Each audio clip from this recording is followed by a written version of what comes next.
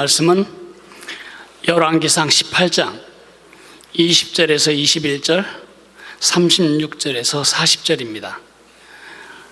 여러분이 가지신 보통 성경 548페이지쯤에 열왕기상 18장이 있습니다.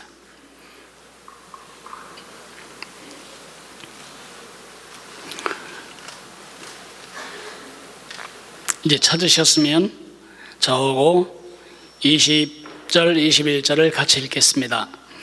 아합이 이에 이스라엘의 모든 자손에게로 사람을 보내 선지자들을 갈멜산으로 모으니라. 엘리야가 모든 백성에게 가까이 나아가 이르되 너희가 어느 때까지 둘 사이에서 머뭇머뭇하려느냐. 여호와가 만일 하나님이면 그를 따르고 바알이 만일 하나님이면 그를 따를지니라 하니 백성이 말 한마디도 대답하지 아니하는지라.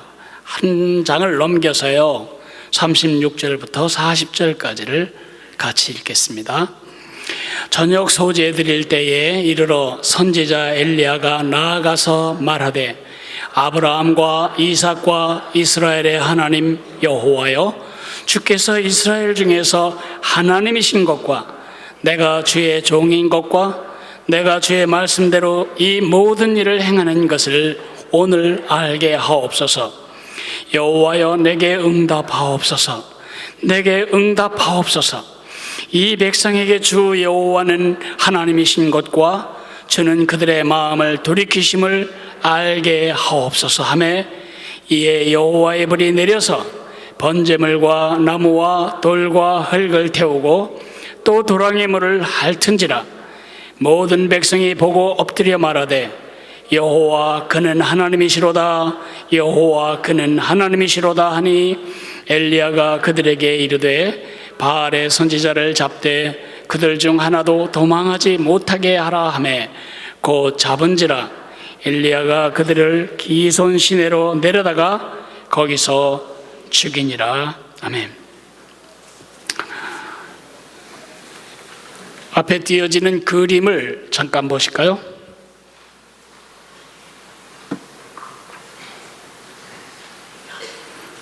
뭘까요?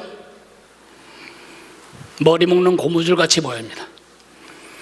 아니면 스마트폰, 이어폰 줄처럼 보이기도 합니다. 이것은 사실은 기생충입니다. 길이가 2m쯤 자라는 연가시라고 하는 기생충입니다. 연가시는 언젠가 영화로 우리에게 소개되었기 때문에 어렴풋이나마 기억이 있으실 것입니다. 연가시는 원래 물속에서 교미하고 물속에서 알을 깝니다. 그러면 물속에서 그거 필요한 에너지를 공급받지 못하기 때문에 그는 물 바깥으로 나와서 살다가 성충이 되어서 다시 물속에 들어가야 되는데, 그리하기 위하여 알의 상태로 수십만 마리, 수천만 마리의 알을 잔뜩 까놓고 그 중에 이제 물고기들이 그걸 먹게 합니다. 그러면 이제 물고기 안에 뱃속에 들어간 그 알이 물속에 속에서 자리 잡은데, 그 작은 물고기를 하루살이나 아니면 또 송장, 뭐라 그러죠? 네, 이런 것들이 먹습니다. 그러면 그들을 메뚜기 같은 그 작은 그 곤충을 그 육식 곤충이 먹습니다. 그러면 이 날파리나 그 알을 뱃속에 먹고 있던 그 곤충을 사마귀나 귀뚜라미 같은 식충이 아니고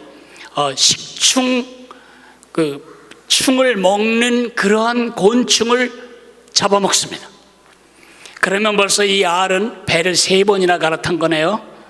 물고기 뱃속에서 작은 곤충 속에서, 그리고 이제 그 곤충을 잡아먹은 식충 곤충 속에서 그리고는 그곳에서 이제 털을 잡습니다. 처음에는 아주 작게 시작하지요.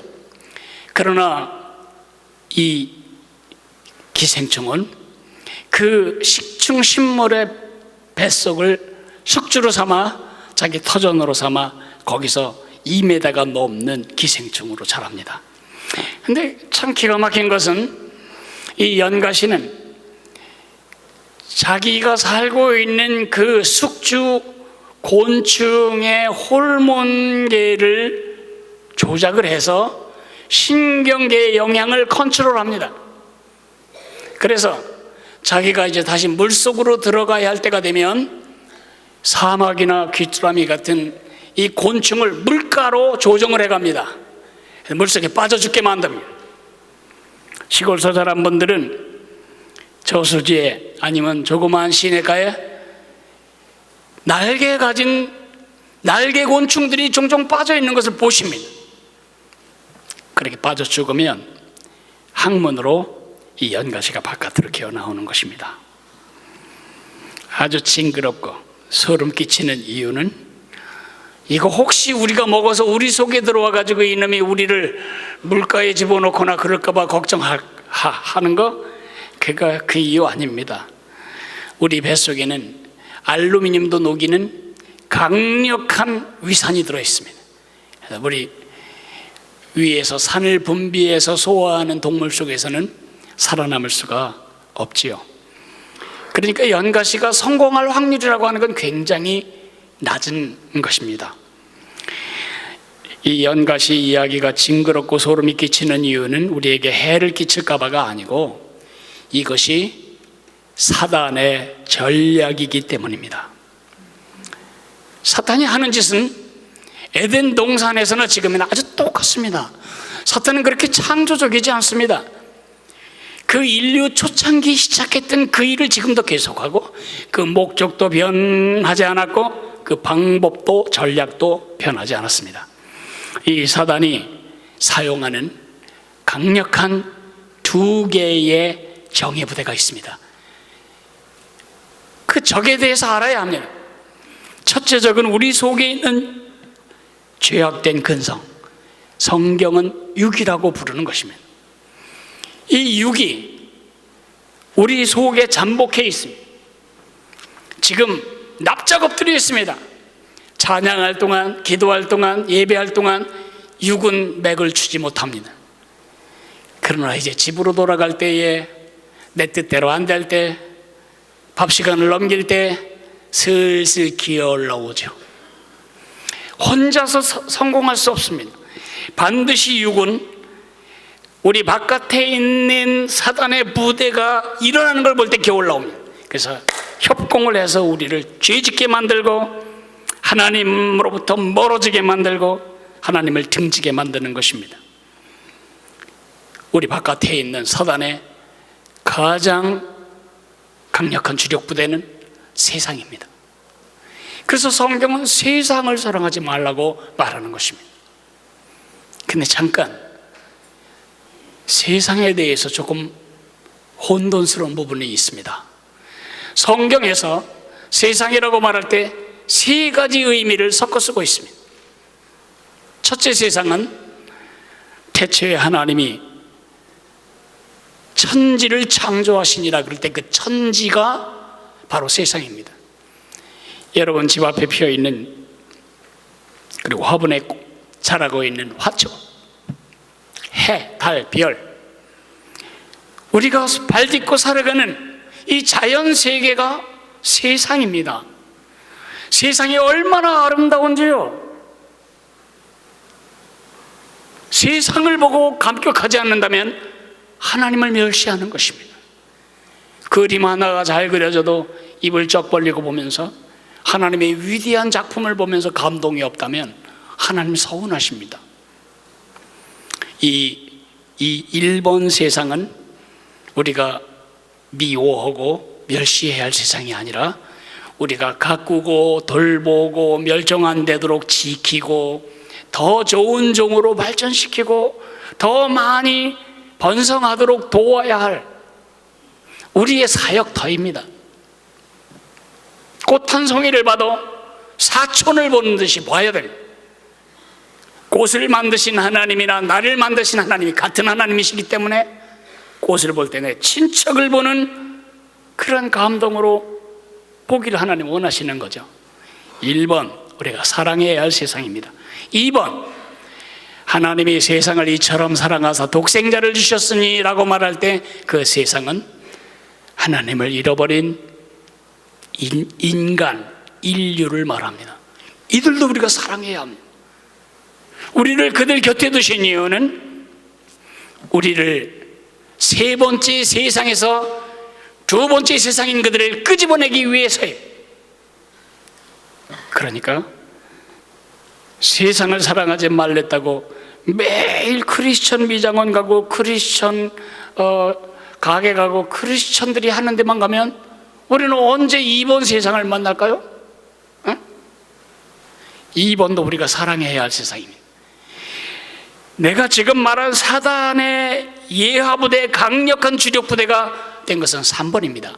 이것은 하나님을 삭제해낸, 그 생각에서 그 마음에서 하나님을 완전히 제거해낸 영적 거세된 사상체계입니다. 이건 생각입니다. 사단이 하나님을 제거해내고 안 그런 척하면서 그 자리에 타고 앉아서 연가시가 온 숙주를 차지해 나가듯이 점점 우리 속에 하나님을 향한 마음은 없애버리고 점점 더 사단의 컨트롤, 사단의 제동과 조정에 굴복하는 그러한 하나님이 제거된 영적인 거세자로 만들기 위하여 사단이 지금 쓰고 있는 주력부대가 세상입니다. 남의 얘기할 것 없어요. 저는 20살이 거의 다 되도록 영적인 연가시에 감염된 사마귀처럼 살았습니다. 왜 사는 건지, 이게 무슨 의미인지, 학교를 왜 가야 되는 건지, 내 삶의 목적은 무엇인지, 지금은 어떻게 되는 건지 한 가지도 알 수 있는 게 없었어요. 날마다 혼란스러운 속에 살아가면서 그 아픔과 공허함과 허전함을 피하기 위해 그걸 달래는 것이 내 삶의 과제였습니다. 더 불쌍한 거는 내 속에 지금 음흉한 컨트롤러가 따로 있다는 사실을 모른 채 그렇게 산 것입니다. 그러나 제가 예수님을 만났습니다. 예수님이 저를 거기서 건져내시고 치유하시고 지금 새롭게 하신 겁니다. 저는 예수님을 믿고 하나님의 자녀가 되었고 살아계시고 유일한 참 하나님을 아버지로 모시게 되었습니다. 그러고 나니 얼마나 억울한지, 얼마나 원통한지, 내가 나도 모르는 제 연가시 같이 조종당하고 있었구나, 연가시에 감염된 사마귀처럼 그렇게 유린당하고 살았었구나 생각하니 그게 너무 억울하고 원통해서, 특별히 다음 세대들은 나처럼 젊은 어린 시절을 보내면 안 되겠다 그리 생각해서 제가 다음 세대에게 유일하고 참되신 하나님은 여호와밖에 없다는 사실을 증언하기 위해 제 인생을 주님께 드린 것입니다. 복음, 우리 모든 인류가 에덴 동산에서 그렇게 유린되었습니다. 에덴 동산에서 보암직도 하고 먹음직도 하고 지혜롭게 할 만큼 탐스러운 선악과 열매를 눈앞에 들이대자 그 속에 있던 욕심이 결탁을 해서 더 이상 하나님께 종속되지 않는, 더 이상 하나님께 뭘 부탁하거나 하나님께 옳고 그름을 판결해 주기를 의지하지 않아도 되는 나 자신이 하나님이 되는 길을 그들은 선택한 것입니다. 그렇게 인류가 죄에 감염되기 시작했습니다.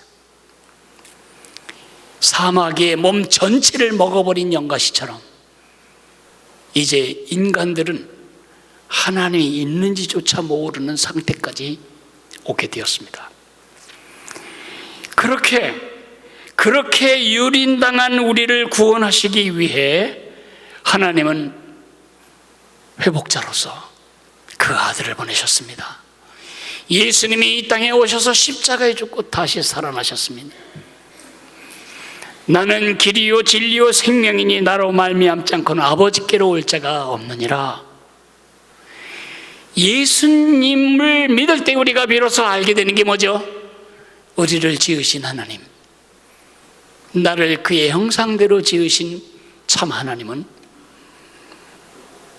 여호와밖에 없다. 그 하나님께 우리 원래 상태를 회복시키기 위하여 예수님이 죽으셨습니다. 그리고 다시 사셨습니다. 사실 이것은 예수님이 우리에게 주신 새로운 명령이 아닙니다. 온 인류가 영적 연가시에 의해 휘둘리고 멸망하고 죽어갈 때에 하나님은 아브라함이라고 하는 한 사람을 부르십니다. 아브라함을 부르신 이유가 뭐죠? 복을 누리고 복되게 살고 행복하게 살기 위해서가 아닙니다. 증인이 되기 위해서입니다. 상천하제 참되고 유일하신 하나님은 여호와밖에 없다. 왜 그 말을 해야죠? 사람들은 잃어버린 하나님 자리, 하나님으로만 채워져야 할 그 빈자리를 채우기 위하여 온갖 종류의 하나님을 디자인하고 개발해서 가슴 붙이고 살아갑니다. 어떤 사람은 돈이 하나님인 줄 알고 삽니다. 어떤 사람은 건강만 하면 난 염려 없다고 생각하고 건강을 하나님으로 삼고 삽니다. 아닙니다.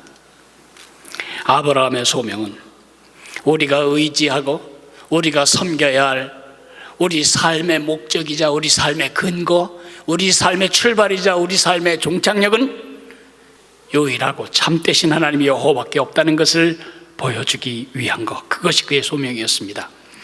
그의 자손 이스라엘이 수백만으로 늘어났을 때에 하나님이 이스라엘도 그렇게 재확인하십니다. 너희가 나를 섬기고 내 명령에 순종하면 너희는 하나님이 제거된 하나님 없는 영적으로 거세당한 세상과 하나님 사이를 연결하는 다리민족 제사장 나라가 되리라고 말씀하셨습니다. 그러나 불행하게도 이 민족은 끝도 한도 없이 하나님 없는 세상을 부러워했고 하나님이 삭제된 그 세상의 가치를 따라갔습니다. 하나님이 그들을 쓸어버리시고 그 민족을 통해 오신 예수 그리스도로 말미암아 새로운 사역팀을 꾸리십니다. 그 사역팀이 바로 여러분과 나 신약의 교회입니다. 그런데 문제는 이 교회마저도 얼마나 자주 북이스라엘 남유다처럼 하나님이 삭제된 세상의 가치를 흠모하며 괜히 예수 믿어가지고 이것도 못하고 저것도 못하고 이 짓도 못하고 저 짓도 못하고 조그만 죄 앞에서도 양심의 가책을 누리고 그때가 좋았었는데 이렇게 착각하게 만드는지요. 아브라함의 후손 이스라엘 민족들 그리고 우리 다 한 가지 소명 때문에 선택되었습니다. 여호와만이 유일하고 참 하나님이라는 사실. 그래서 하나님이 제거된 세상 사람들이, 영적 거세를 받은 사람들이 다시 하나님께 들어오도록, 하나님의 통치 안으로 들어오도록 그들을 끌어들이는 하나님의 선교적 목적 때문에 여러분과 내가 부름받은 것입니다. 그런 우리이기 때문에 우리는 사단의 공격에서 면제되었을까요? 그렇지 않습니다. 세상 사람들 귀에다가 말뚝을 박아놓고 이 복음의 광채가 비치지 못하도록 하는 짓이 사단이 하는 짓입니다. 고린도후서 4장 4절에 보면 그 중에 이 세상 신이 그들의 마음을 혼미케 하여 복음을 듣지 못하게 한다고 말하고 있습니다. 그러나 사람들마다 귓구멍에다가 말뚝을 박는 것보다 더 중요한 건, 더 좋은 건 뭐냐면 하나님이 안 살아계시다, 여호와 하나님만이 유일한 신이 아니고 이 땅에 우리가 의지해야 할 여러 신 중에 한 신일 뿐이다 라고 소리 높여 삶 전체로 드러낼 썩은 제사장 민족을 만드는 것입니다. 그걸 우리가 세속화라고 말합니다. 이스라엘이 그렇게 망했고 교회가 그렇게 무너지는 것입니다. 한번 세상을 잠깐 들여다볼까요? 우리 세상을 뒤덮고 있는 생각들을 한번 들춰내볼까요? 물질주의. 물질은 중요한 것입니다. 돈이 없으면 오늘 아침 어떻게 먹었어요? 돈이 없으면 여러분 신발 어디서 샀어요? 어떻게 얻었어요? 돈이 있었기에 우리 살지 않아요. 물질은 하나님이 우리가 삶을 유지하도록 주신 자산이지만 거기에 주의자가 붙으면 그거는 신이 됩니다. 내 삶의 목적이 되고 내 삶의 이유가 되고 내 삶의 가치가 되게 만드는 신이 되고 종교가 됩니다. 지금은 물질이 종교고 물질이 신이고 물질이 올마이티하다고 믿는 세상 속에 우리가 노출되어 있습니다. 채널을 돌릴 때마다 내가 보고 싶은 방송 그 사이사이에는 반드시 이걸 사라 저걸 사라 끊임없이 우리에게 물질주의를 주입하는 교육이 이루어지고 있습니다. 개인주의. 여러분, 개개인은 너무나 중요한 사람들입니다. 하나님이 여러분을 그렇게 개성 있게 만드셨습니다. 그러나 거기에 주의가 붙으면 종교가 되는 것입니다. 여러분 집안에 4식구 5식구 사는데 4식구 5식구가 각자 개인의 종교, 내가 생각하는 것이 옳고 네가 생각하는 것이 옳고 서로 그렇게 사는 건 지옥이 됩니다. 사람마다 제 소견에 옳은 대로 살아가는 것은 지옥의 특성입니다. 향락주의, 즐거움은 소중한 것입니다. 여러분, 삶을 즐거워해야 합니다. 기뻐해야 합니다. 그런데 거기에 주의자가 붙으면 종교가 됩니다. 뻔하고 재미있는 것을 위해 내 삶 전체를 제물로 바칩니다. 내가 즐겁기 위해 내 아내는 불행해도 괜찮고 내가 재미있기 위해 내 자식들이 음란에 빠져도 괜찮은 것입니다. 나의 해피를 위하여 온 세상이 불행해도 괜찮은 이러한 삶의 종교가 쾌락주의, 향락주의입니다. 바람피다가 폐가 망신하고 그 엄청난 사회의 기여가 되어야 할 그 사람, 그 잘못된 쾌락 때문에 인생을 망치고 가문을 망치고 동기들을 부끄럽게 하는 이런 향락주의, 사단의 작품입니다. 인본주의, 사람이 중요합니다. 그러나 사람이 중요하다는 것이 종교가 돼버리면 하나님이 필요 없습니다. 그것은 사람이 신이 되는 것입니다. 상대주의, 포스트 모던 사회의 가장 중요한 주장은 이겁니다. 절대가 어딨냐, 절대가. 남자와 남자가 결혼하고 여자와 여자가 결혼해서 사는 다수가 생기면 그게 진리고 그게 법이다. 우리가 이렇게 많으니 너희들은 이것을 인정해라. 속지 마십시오. 세상이 12번 조각나도 하나님의 절대는 절대입니다. 아니, 뭐가 문제지? 개인주의, 물질주의, 향락주의, 인본주의, 상대주의, 뭐가 문제냐고요? 공통점이 있습니다. 하나님을 삭제해내는 것입니다. 하나님을 제거해버리는 것입니다. 어제 뉴스에서 들으셨어요? 전지전능하신 참 하나님이 미세먼지를 다 몰아내시고 쾌청한 파란 하늘을 주셨습니다. 하나님을 찬양해야 합니다. 그런 뉴스 들어보셨어요? 그런 뉴스 하면 작가부터 아나운서부터 PD까지 다 잘립니다. 세상은 하나님이란 말 꺼내기도 싫어합니다. 듣기도 싫어합니다. 그런 말 하는 사람도 싫어합니다. 그것이 바로 세상입니다. 이런 하나님 없는 세상에서 여호와만이 참 유일하신 하나님이심을 보여야 할 이스라엘이, 그리고 교회가, 그리고 우리가 좀비처럼 살아 움직이는 시체처럼 살아가면 마귀는 빙그레 웃을 것입니다. 우리는 가장 불쌍한 사람이 되는 것입니다. 연가시에 의해 조종당하며 살아가면서도 그게 연가시의 생각이란 걸 꿈에도 생각 못하고 살다가 익사해버리는 사마귀처럼 내 속에 지금 음흉한 사단의 흉계가 작동하고 있다는 걸 알지도 못한 채 원래 우리의 본질, 우리의 목적, 우리의 가치, 우리가 살아야 할 이유를 다 유린당한 채 세상 사람과 똑같이 사는 껍데기만 하나님의 자녀인 사람이 된다면 우리 영적 좀비가 되는 것입니다. 이 일은 21세기 들어서 시작된 일이 아니고요, 에덴 동산 이후로 계속된 일입니다. 그 중에 한 특정한 한 시점에서 여러분들을 잠깐 멈춰서겠습니다. BC 874년, 우리나라 역사로 하면 이때가 어때쯤 되냐면 고조선의 중흥기입니다. 그때에 북쪽 왕국 이스라엘의 7번째 임금 이름이 아합이었습니다. 아합은 우리 시대 우리 정치가들과 지도자들이 하는 똑같은 생각을 하였습니다.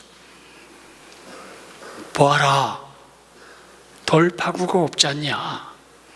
서쪽에는 블레셋이 버티고 있고 남쪽엔 유다가 버티고 있고 동쪽에는 모압과 에돔이 버티고 있고 북쪽에는 아람, 오늘날 시리아가 버티고 있으니 도대체 뺑뺑 둘러 포위당한 우리가 어떻게 살아남을 수가 있냐? 우리 모습하고 좀 비슷해요.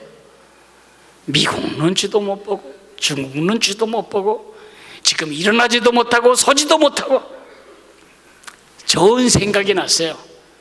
그 당시에 신흥, 그 지역사회 신흥 세력이 시돈이란 나라예요. 시돈이란 나라는 오늘날 레바논에 해당하는 지역에 있는데 이 시돈은 지중해 해변 도시입니다. 시돈은 막강한 군사력과 협상력, 경제력을 가지고 스페인까지 이르는 지중해 전역을 누비며 돈을 벌고 무력 행사를 하면서 가장 강력한 나라로 부상하고 있었습니다. 아합은 이 시돈의 힘만 빌리면, 시돈의 교두보만 이용하면 우리가 얼마든지 지중해로 진출해서 외화소득이 높아지고 경상수지가 높아질 거다, 수출로 먹고 살아야 한다, 이런 생각에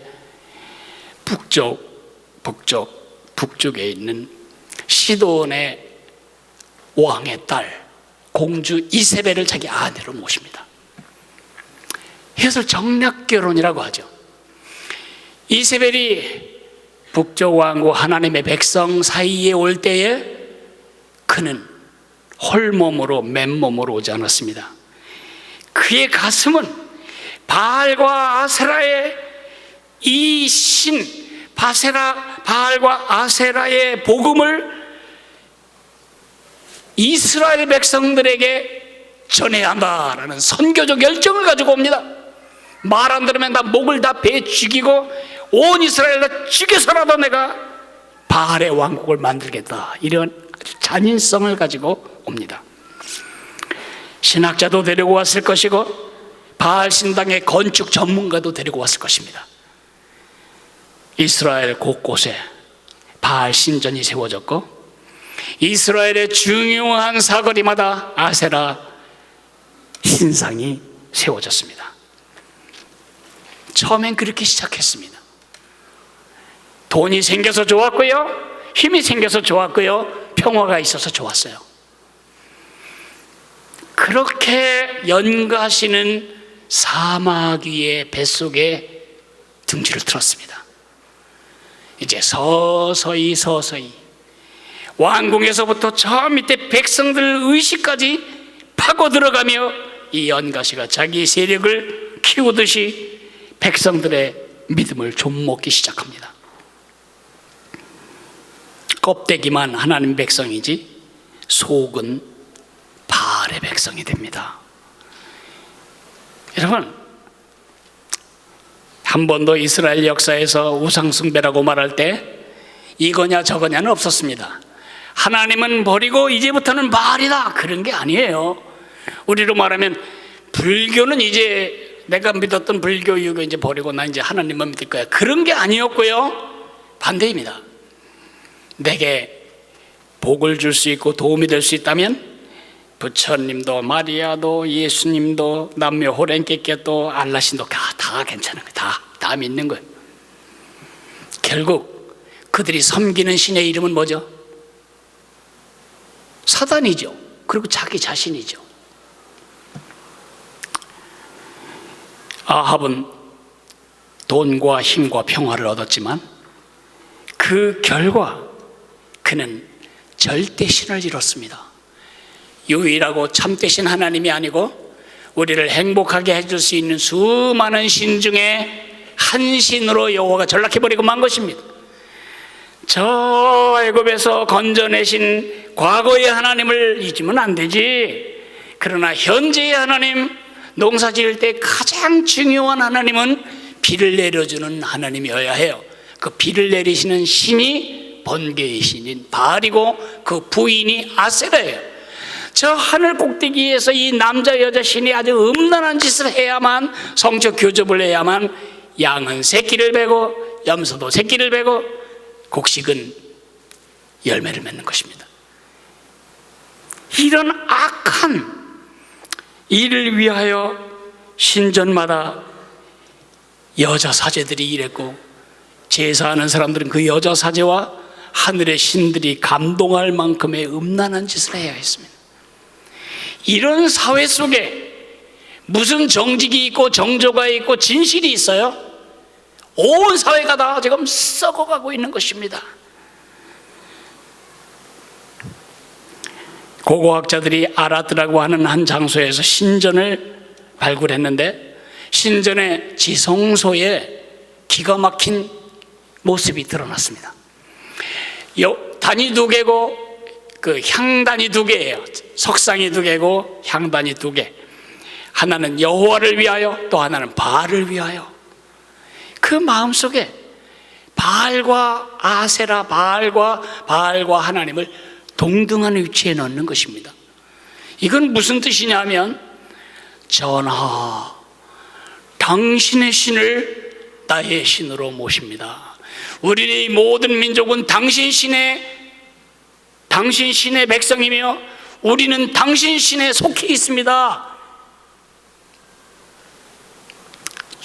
그렇게 고백하는 행위나 다름이 없었던 것입니다. 절대의 기준을 잃어버리고 자기들의 존재 목적과 존재 소명과 존재의 이유를 잃어버린 좀비 같은 이 백성들, 하나님이 빗자루로 쓸어서 쓰레기통에 넣으실 것 같았는데 하나님 그렇게 하지 않으셨습니다.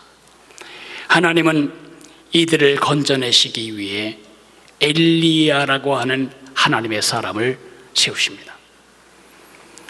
연가시 모습 속에서 이스라엘 모습이 보이고, 이스라엘 모습 속에서 우리의 모습이 겹쳐 보이고, 그 뒤에 사단의 음흉한 미소가 겹쳐 보이는 이 시점에서 우리가 이번 여름 성경학교를 하는 것은 굉장히 의미가 있습니다.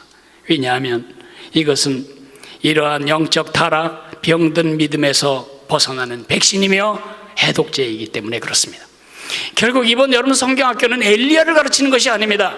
엘리야가 우리의 주제가 아니고요, 여호와 하나님만이 유일하신 참 하나님이심을 보였던 엘리야처럼 이 시대에 하나님이 누군지 모르는 세상 속에서 여호와 하나님만이 유일하고 참된 하나님이심을 보이는 엘리야를 세우는 것, 그것이 이 여름 성경학교의 가장 중요한 목적이며 의미입니다. 엘리야 하다 제가 여러분에게 신조 하나를 소개하겠습니다. 사전을 찾아보지 마세요. 사전에 안 나오는 것은 오늘 제가 만든 것이기 때문에 그렇습니다. 엘은 하나님, 이야는 여호와. 그 엘리야는 무슨 뜻이냐면 여호와 하나님, 하나님 여호와. 짧은 글을 지으면 참 하나님은 여호와뿐이시다, 여호와만이 참 하나님이시다. 그것이 엘리야가 존재한 이유였고 사역한 목적이었습니다. 하다는 뭐죠? 내 삶으로, 내 인격으로 엘 하나님은 야 여호와 한 분밖에 없다는 사실을 드러내며 보여주며 사는 것입니다. 우리가 성경학교를 1개월이나 앞뒀는데 왜 이런 예배를 특별하게 드리냐? 부모가 준비되어야 합니다. 교사가 준비되어야 합니다. 우리가 수많은 신 중에 괜찮아 보여서 지금 여호와 섬기는 게 아닙니다. 이 세상의 신은 딱 두 가지밖에 없다고 했잖아요. 우리를 만드신 참 하나님 여호와, 또 하나는 하나님을 잃어버린 빈 구멍을 채우기 위해 인간이 디자인한 짝퉁 신들. 여러분은 지금 그 짝퉁 신들을 가지고 우리를 현혹하는 사단에 휘둘리고 살고 있지는 않나요? 세상 사람과 똑같이 돈 없으면 죽어, 건강 없으면 죽어, 세상 사람과 하나도 다르지 않은 노래를 부르고 있다면 우리 감염된 것입니다. 그러나 좋은 소식은 참 믿음은 가짜 믿음을 몰아냅니다. 여호와 하나님만이 참 하나님을 보이시는 엘리야로 서십시오. 그리고 우리의 다음 세대들에게 여호와만이 참 하나님을 보이는 엘리야가 되도록 그들을 세우십시오. 이것이 우리가 이 땅에 살아서 해야 할 아주 중요한 사명입니다. 우리 다 같이 일어나실까요? 오늘은 찬송할 시간을